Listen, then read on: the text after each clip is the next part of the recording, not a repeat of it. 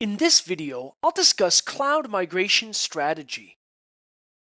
One consideration is whether we're going to be migrating existing virtual machines or applications that we currently have running on premises to the cloud. We have to account for the fact that performance, security, and reliability must be maintained when we do migrate this and run it in the cloud. In the cloud, often we end up with increased resilience. One of the reasons for this is due to the replication between different data centers. We also have the option of load balancing and auto-scaling in the cloud, whereby we can respond to increased demand for a specific service. When we're building new virtual machines or applications in the cloud, as opposed to migrating existing ones to the cloud, we can employ many resources that are made available from the cloud service platform, such as application programming interfaces. There are many APIs that are exposed for developers that let us access and work with Amazon Web Services resources. We can also provision EC2 instances, either programmatically through an API or using the interface in the web console.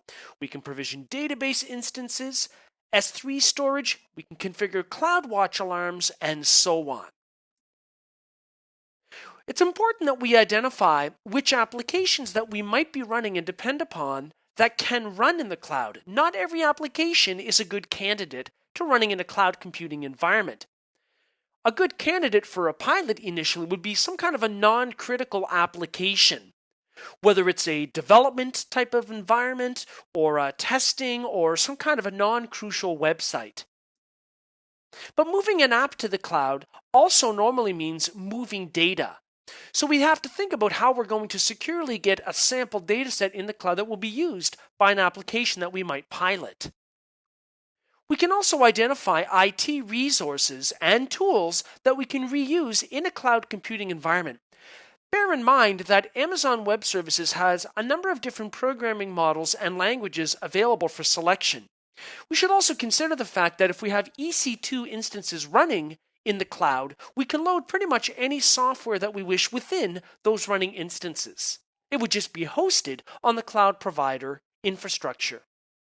If we decide to migrate existing systems from on-premises to the cloud, then we should think about the removal of any existing hardware, software, or service contracts that were required when we were running things on-premises. Those may no longer be required, and instead we might be running things in the cloud where the service level agreement would come into play. In some cases, software licensing would require us to use our own licenses, as in BYOL, bring your own license. But in other cases, such as when provisioning certain types of databases in the cloud, there might be cloud-supplied licensing already made available. Migrating IT systems to the cloud should be done incrementally. This means that we could run components or systems in parallel. For example, we could run some components on premises as well as some in the cloud. This way, the components could still communicate with one another, perhaps through a AWS Direct Connect link or through a VPN. Migrating to the cloud means that we will incur one-time costs to prepare, evaluate, test, and then actually do a migration of a production system into the cloud. Often there is a resistance to change from staff. The resistance could be based on cultural or sociopolitical impedance issues. Often, once we have proper training, then a lot of those resistance to changes can be reduced or go away.